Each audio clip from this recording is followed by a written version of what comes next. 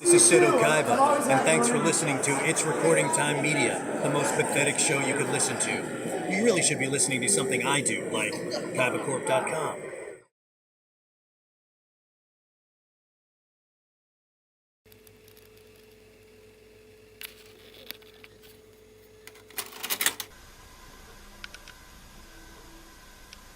You're not late, you're right on time. Oh, good, excellent. We got here early. The food was too good, I didn't have to drag me away. Check. I'm Alan, I'm the timekeeper, I guess you can say. Okay. Hello, Alan. He kicks us out when it's time. Pretty much. Okay. Hello. So this one here, this microphone here, I guess is bad. We're trying to fix it. Not to worry, they can, We can always put this between they us can there. hear us. And you can pull it. Use our Use our theatrical classical voice. theatrical Yeah. background. Exactly. Push it up on it. It will work out pretty well. If not, Okay. All right. it comes off of the stand. Okay. So you can pass it back and forth Sure. as Brilliant. well. So Alrighty. we'll kind of have this as hopefully as ambient noise. Yeah, And, we will. let you go. I'll start where we're at, and then up around 12. I'll give you 12, half an hour. Yeah. Just throw a rock at our heads. Yeah. And then I'm sure there'll be plenty of questions. All right. And then 12:40, we can try to wrap it up. Sure. Okay. Okay, thank you. So that's all yours. You can go ahead and introduce yourselves, and I know. It's time travel. big crowd. I'm sure it'll keep getting Science bigger. fiction convention, what do you want? It's time travel. Look at all those beaming faces. I know. Thank you all for coming. Yeah. In a galaxy far, far away? Yes. So if each of you can introduce yourselves to our crowd, and Yeah, we will do that. My name is Paul Blake. That's right, I am Paul Blake, I remember now. I played a character called Greedo in the very first Star Wars movie when you were all 9, or not born. And it's a pleasure to be here. So hopefully we'll have a chat a bit later on. I might get you to stand up and do some few bits of stuff that I sometimes do, but maybe not, who knows. Anyway, my friend on the left will also say hello. Hello, I'm C. Andrew Nelson. I'm an actor, visual effects artist, and animator. I spent 12 years playing Darth Vader for Lucasfilm. So you'll find me in the special edition of the original movies as Vader. I'm in the video games like Rebel Assault 2 and Dark Forces that LucasArts produced. I am in a truckload of commercials as Vader, lots of TV show appearances and print ads and magazine covers and toy packaging. But I'm also, like I said, a visual effects artist and animator. I spent 6 years at LucasArts designing and creating games there, and then switched over to Industrial Light and Magic and worked on the effects for the Star Wars prequels and a bunch of other films like Galaxy Quest and Jurassic Park 3 and Perfect Storm and many others. So, and I also do voices for games and animation and even did Luke Skywalker's voice. So that makes me either my own father or my own son. And it makes me both her father and her brother. So, My brother, my father, my Yes. brother, my father, my Yes. brother, my father. so I hand it off to you now. Hi, I'm Julie Dolan, and I've been an actress since I was 9, and I started doing voiceovers about maybe 10 years ago, and started with commercials, and then landed Princess Leia. So I've been doing Princess Leia since 2010 or 11. My very first Leia job was at Disneyland, which is now in Florida and also in Paris and Tokyo. They developed the new Star Tours ride. They revamped it. And now you get holograms that come up. So when you get Princess Leia, that's my voice coming out. So then from that I got hired to do a lot of video games and animation and TV series and things like that. But I was on Gilmore Girls for a while, and I've done a bunch of movies and soap operas and after-school specials, and a lot of stuff on camera. But the voiceover is relatively new for me, but getting Princess Leia changed my life. So. And that's for why- everyone, how's been the interaction been out here in Stockton so far? Oh, dreadful, they're all terrible, terrible. awful Okay. people. Awful yeah. people. Yeah, hate the town. Hate Not the you, people. but people you know. That's right. Well, I feel welcome. I don't know about you. No, this feel has been loved. great. This has been great. I've done StocktonCon several times, and it's always a wonderful show to come to. So thank you all for coming out and seeing Yeah. us. I've done this area, like Merced, and Right. but I've never been to Stockton Con. And now you have. Yeah, You can yeah. check that off your Yeah, bucket list. Yes, I will. I will. And then we'll go open up some questions throughout the panel, and so that might lead to other conversations as well. Who knows? So Yes. if you have a question, just raise your hand, and we can go. We'll go for it right there. Sir, Yep. Do you guys collect any of Star Wars Funkos? Because there's actually a upcoming Darth Vader one where Yeah. it's glow in the dark, but it's from Return of the Jedi when he's getting shocked by Oh, the Emperor, wow. which Cool. I I had hope not to get heard it about signed that by you when it comes out. Oh, sure. Yeah. Yeah, they're coming out with some new ones from, Oh yeah, from Return of the Yeah, Jedi, yeah. which Yeah. nice Leia one. yeah. That's the trouble with collecting Hasbro and Funko stuff is that it's totally addictive. So people have now walls of Yeah. Whole rooms Hasbro full and of it. rooms full of the stuff. So I mean, it is pretty cool, but it's so addictive. I mean, they used to send me stuff every year when new characters Sure. came out, and it was always going missing because my grandchildren used to steal them every time. So I'm sure I had a wall full of Darth Yeah. Vaders here, but Yeah. no longer. So they are incredibly cool toys. A lot different from the merchandise when it first started. I mean, the quality of both the images and the drawings and the toys and such stuff is so much higher quality than it was in the early days. But strangely, like everything, the earlier toys are more collectible.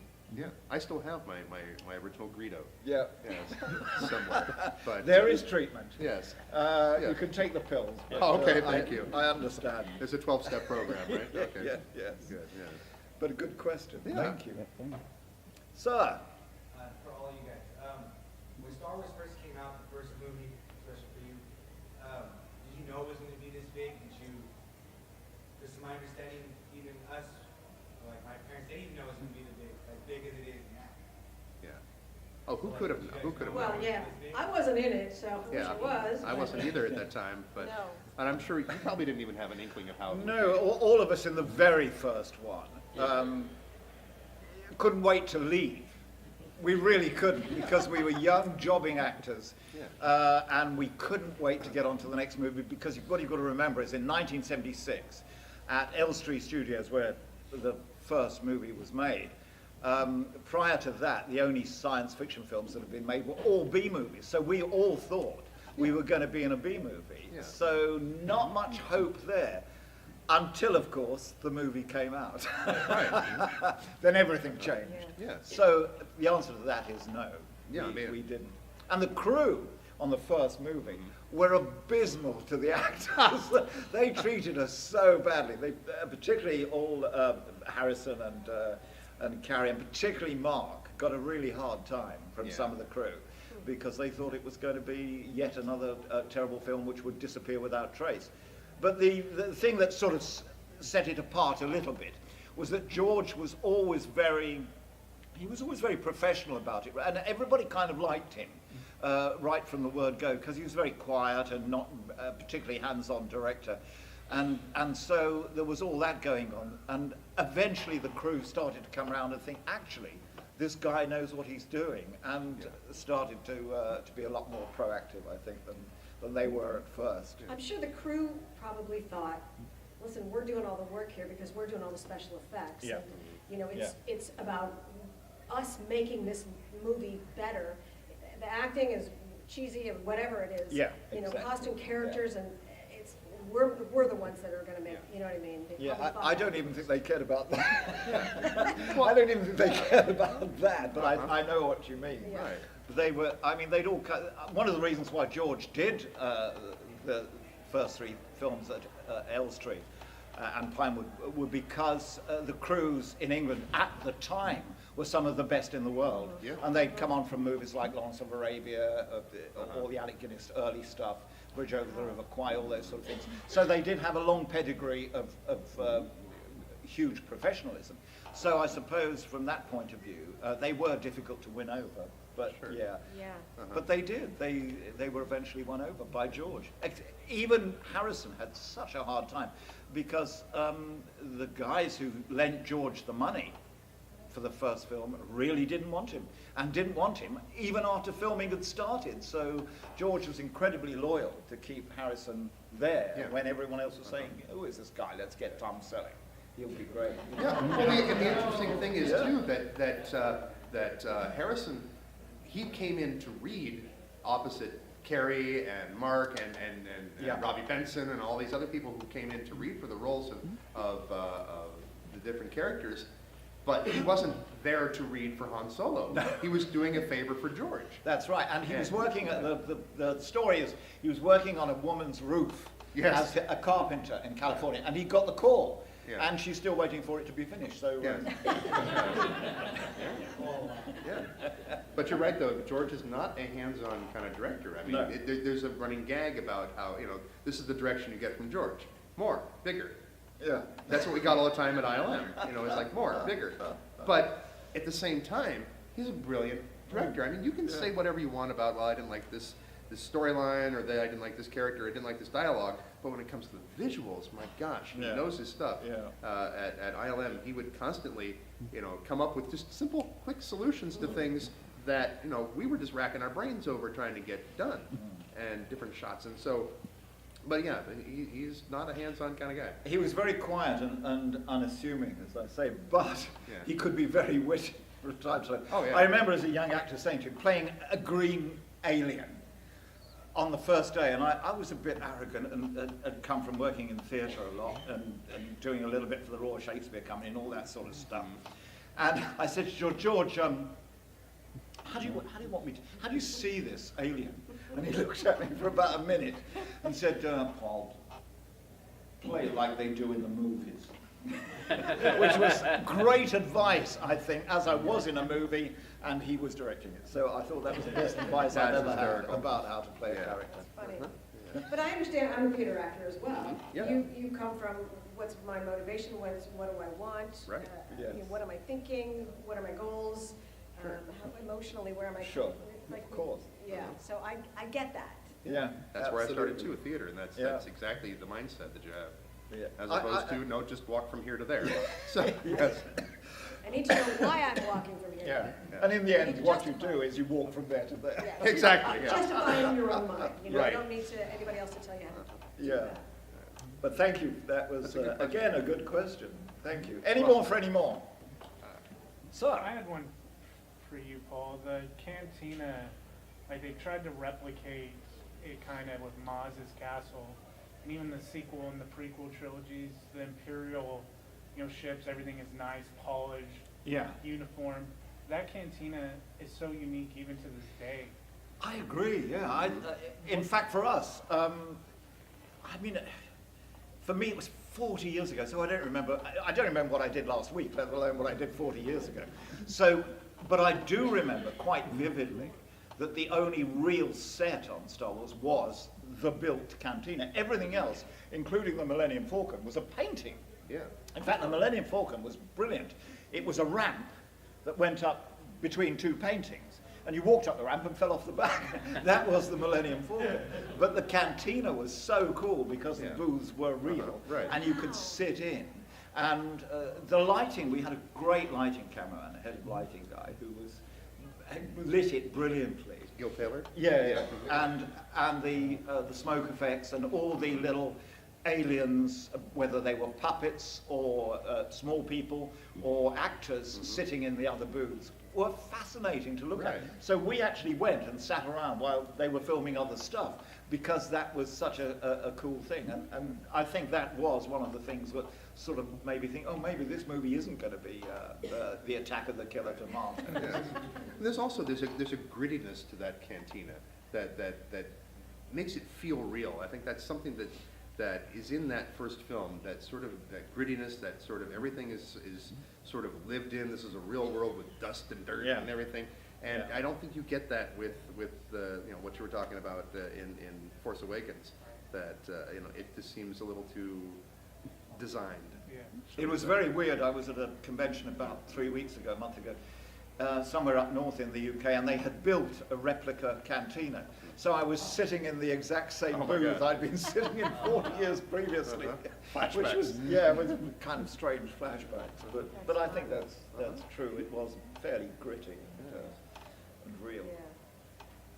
Yes, sir. Well, let's continue on with Cantina. How did you feel when they tried to retcon that you shot first? That's a nice way of saying who shot first. Yeah. Well, really, yeah. I saw the movie. Yeah, absolutely. Well, I think everybody has an opinion, basically.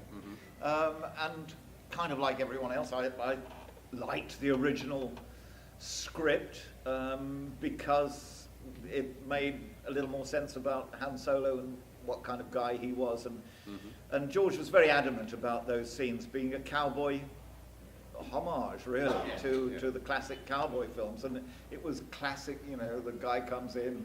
And I thought George's excuse or reason for the changing it 3 times, the final one was that he wanted Han Solo to be much more like John Wayne was in his cowboy films. And the thing that set him apart was the fact that he always gave the bad guy the chance to go for his gun, and then the gunfight occurs, and he wanted it to be a bit more like that. So, yeah, I'm kind of with the early days of Han shot first. Yeah, they went through so many versions of that too. That there's a lot of problems from a technical standpoint with that shot and trying to make Han shoot, you know, first. There is that. Or that he's doing, you know, this in self-defense or something, or whatever it is. You know, they're doing all kinds of. You don't see Harrison Ford react to the gunfire or anything like that. You don't, they did it so many times, and I think there was like 4 or 5 or 6 different versions of it before they actually released it in the special edition. And I saw the earlier ones, and they were even worse. But yeah, I don't think it needed to be done, because what you do when you change that scene is you actually you rob Han Solo of his character arc.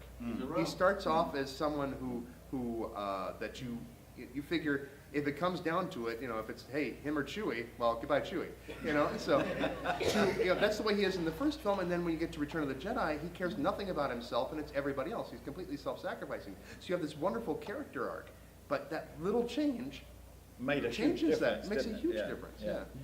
Of course, what happened in the early days was that everybody, George and the entire crew, were thinking on their feet 24 hours a day, second by second, because they had no idea how to shoot any of the movie at the start of filming. There were very few storyboards. I mean, there were storyboards, but because it involves so much at a time when nothing existed to make it exist, because George invented industrial light and magic to get all those special effects put in after the first movie, is that everyone thought on their feet so much. So all the special effects and things that happened in real time and for real. So when it came to my little bit and to how they were going to kill me, I thought, well, how are they going to kill me? And then they said, well, of course, nobody's going to shoot. It's going to be a dummy that we're going to stick in your seat. And then we're going to fill it full of explosives and blow it up, and then you will die that way. And I thought, oh, that sounds cool, okay. So we did the scene up until the point of that point. And then I got out of the chair. They put the dummy in the chair. The Gelignite Man, in the early days, you always had a guy in a movie called the Gelignite Man, because he was the guy who loved blowing things up. Fill the dummy full of explosives. Action, the dummy splattered the entire studio. It was everywhere, nearly set the flat on fire. I mean, it was so much of chaos everywhere. And then they said, okay, we'll think again. So the Gelignite Man filled the dummy, a new dummy with less explosives. Well, at least they had another dummy. At least they had 2 dummies, which they were lucky to have. Right, Because normally they were going to go with the one. Right. And 2 costumes. And they put the only other costume they had on the second dummy, blew it up. It blew it up okay this time, so it didn't completely obliterate. But they grabbed the costume off the dummy on fire and put it on me, still smoking. Oh my God! And then poured acid on the back of the dummy to make it flare up with smoke. Well, I mean, actors are cheap, you know. Penny, you know, they could have got another one of me instantaneously, so they didn't care too much about that. Yeah, exactly. Yeah. So that's how on your feet movies were in those days. Much more considered these days. Obviously, health and safety has made a huge difference to a lot of stuff. But in those days, some of the other movies I did, you would always have to say, well, you do it first. Because it was so dangerous, you know. So, But yeah. Oh, So right, of course. There's Yeah. always safety Yeah. first. Yeah, of course. And the stunt coordinator will sometimes do a trick first or the. To show the artist, yeah. Uh-huh. Yeah, of course. And then they have stunt doubles. My husband doubles a lot of people because you have an, Yeah. and he also is an actor, so he can act and he can fall down. And do the falling, yeah. I could do none of that. But after the whole Twilight Zone thing, that's when they started, Yeah. going, Yes. yeah, we Yeah. need to have a safety on set. Yeah. Right. Yeah. But great question. Who else has a good question here? Yes, sir.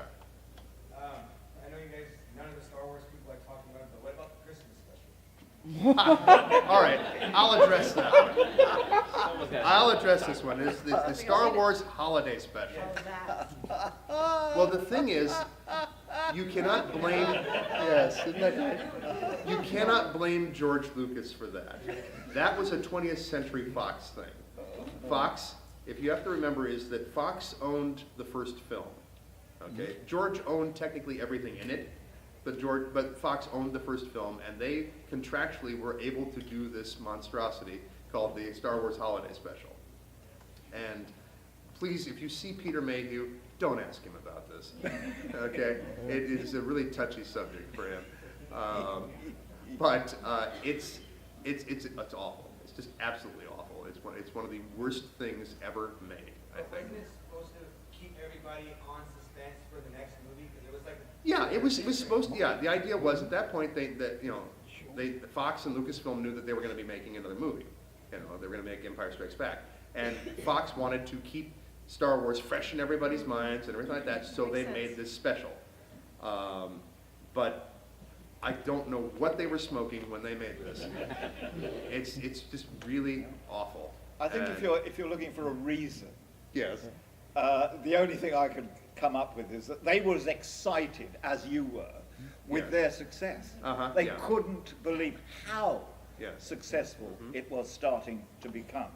And therefore, it was like a bunch of kids really given a bag of sweets. Yes. And really thinking, my God, I've got the best bag of sweets in the world here. Right, and then they ate the whole darn And then they ate the whole thing. Yes. Yeah. So that's the only mild excuse I can think Right. for it. But But then also, if you ever want to see it, there is one way to watch it.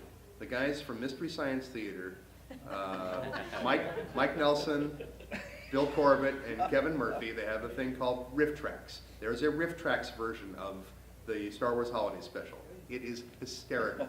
But I tried to give a copy of it to Peter, and he turned it down. He just said, I still can't watch it, no, even under those conditions. But, If you see, it wasn't that bad. yeah, it was. I liked it. It was horrible. Don't lie to everybody. You're 3 years old watching that movie. How old were you? When I first watched it, I think I was like 3 or 4. Well, then it was Well, great there then. Yeah. there you go. Yeah. It was a perfect movie. Yeah. Watch it again now. It's awful. It's an absolute monstrosity. You said, when were they smoking?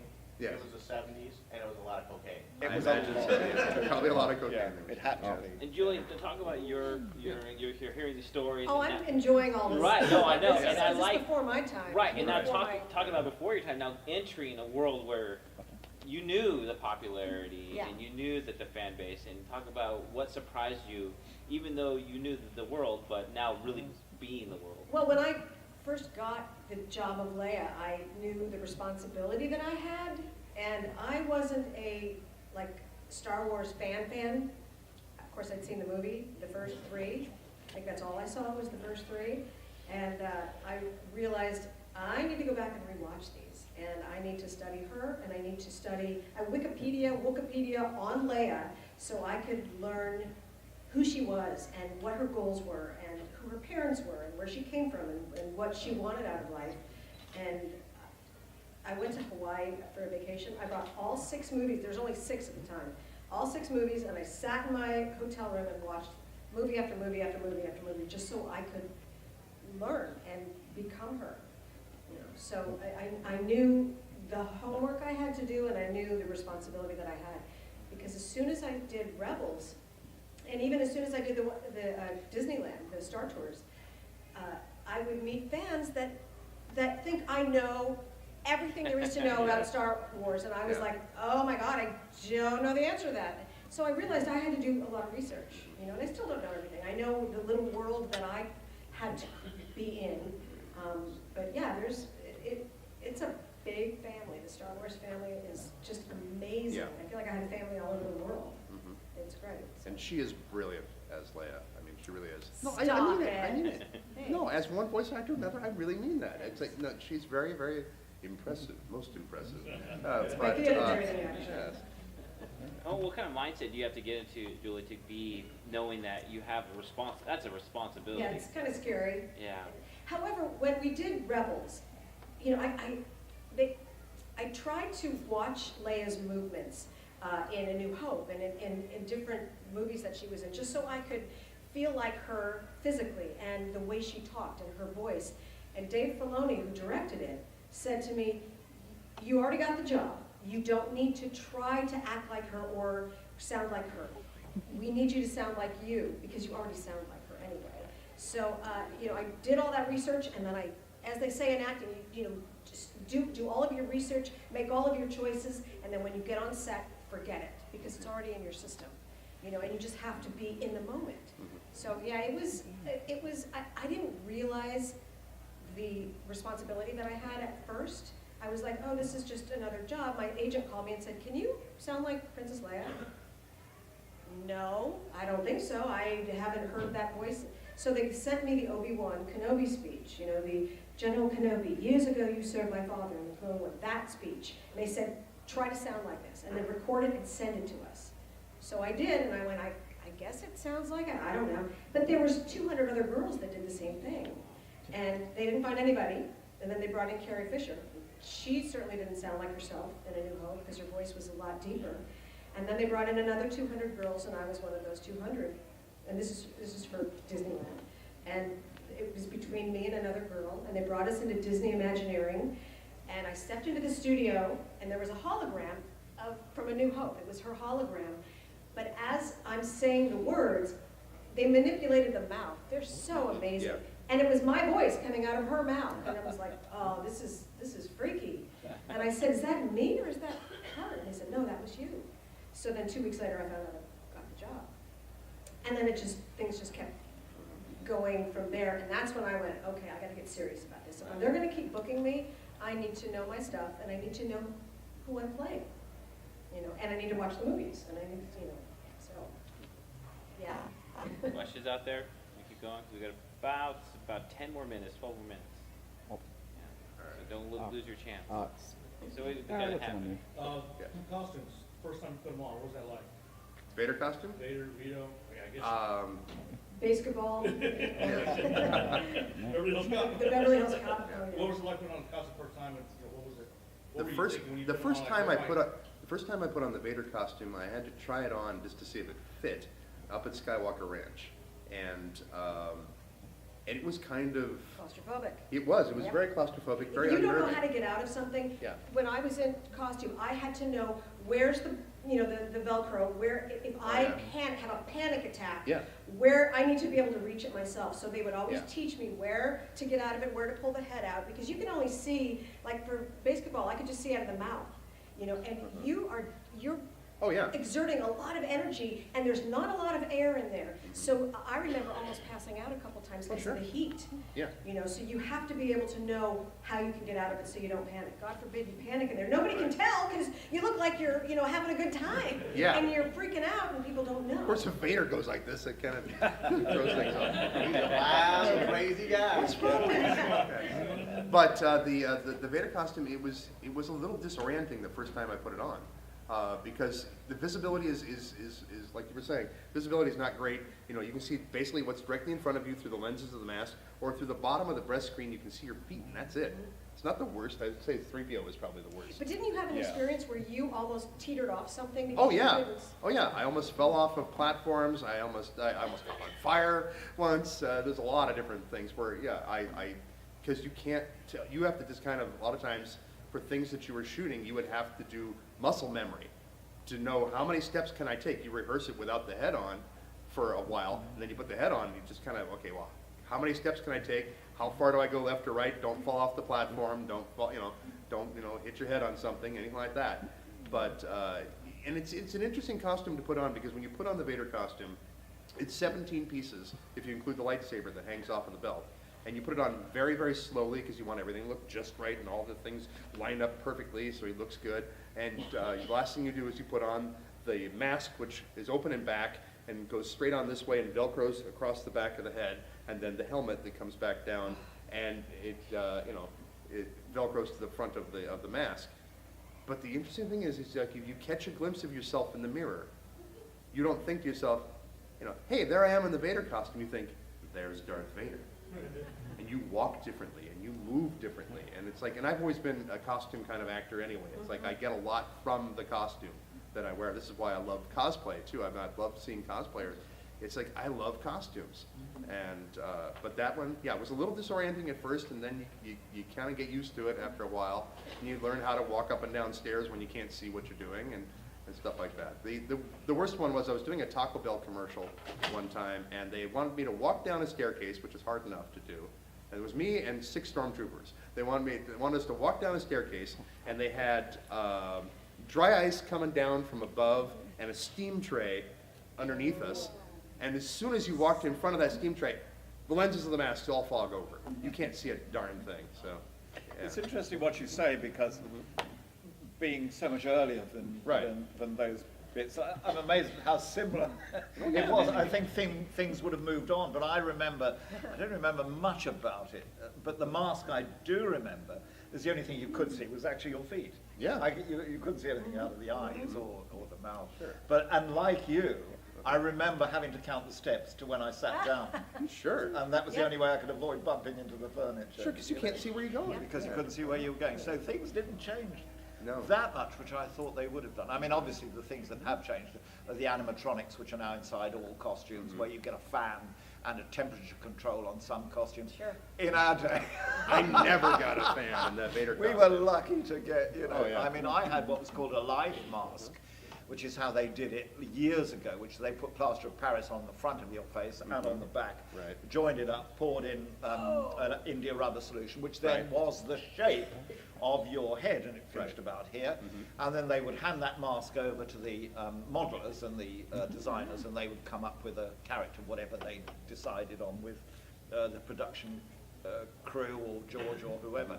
And that's how they used to do it. But of course, masks, as indeed costumes, are so much more sophisticated now, in that most of it is built up from the body and outwards, and you'll be in it for 5, 6, 7, 8 hours, and it'll take you 4 hours in the early hours of the morning, and 2 to take off. So just being able to do that in the old days was very Sure, different. yeah. The last costume job I did, I thought I hung up my costume years ago after after Beverly Hills Cop, but I booked a national Kia commercial, a car commercial. And remember they used to have the hamsters? The hamsters, yes. So 2 years ago, or a year ago, they had a musical version, and I played keyboards and keytar. So they hired musicians. And I didn't realize I was going to be a hamster. I thought, oh, I'm going to be playing keytar with a hamster. And when I got the contract, it said keytar hamster. And my agent said, no, you are the hamster. So there was about 5 of us, and we all played instruments. But the costume was a big furry hamster, but the head was an open helmet because it was all CGI. And they had points on us, so if I would wink or if I would open my mouth Then and it would sing, show they CGI. could follow that. Right. And so it was so much easier, because I thought, oh my God, I'm going to be in a hamster helmet and not be able to breathe, but it was all open, so we were able to be in it for Brilliant. hours. On your CV, does that say hamster? Yes, Yes. Great. keytar hamster. So we all suffer for our art for your benefit. Yeah. So a couple more questions. Somebody had, ma'am. Lady at the back. Hi. Hello. I'm a former cast member in Disneyland. I Yay. worked at Launch Bay. Yay! Woo! Oh, Excellent. That's awesome. Worked at Star Tours. yay! So I heard your voice a lot. Yeah. I Oh. bet. I was just wondering if you guys are planning to do the Galaxy's Edge at all, or what's your opinion? Not this year. Not this year. It's going to be crazy. Yeah. It's going to be like 200,000 people there or something. Yeah. No, I would love to see I'm that. hoping to work there. Yeah, I know, that'd be do great. voices. Yeah. Me, no. I know, actually, one of our cohorts, Mike Quinn, is actually in. Oh yeah, Mike's doing. Well, he's in the, I think the Millennium Falcon ride.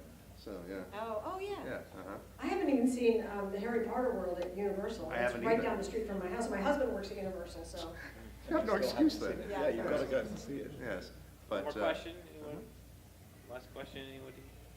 Come So on. you can come check you out, you guys gonna go back? Upstairs. We'll be we're there. upstairs, come by and say hi. Listen, thank you all so much. We Yeah, didn't you get guys the are chance awesome. to make you stand up and... Oh, what was that? Yeah, what was that? Come on, go ahead, let's do it. Oh, well, normally wait. I get one of the more famous scenes. I get people from the audience to do it for us. Oh, let's see that. But no, it's a bit too long to do it. But Then come to our next time. table and Bring do it it. to the Maybe next table and you can do Yeah, it we'll from do there, it next so. time. But thank you so much, Thank guys. you. It's lovely to Bye. see you all. Round of applause. Thank you very much. Right, that was Don't fun. forget at 2 o'clock, we'll have Karen, Ashley, and David Fielding from the Power Rangers. They will be up here. You can talk to them.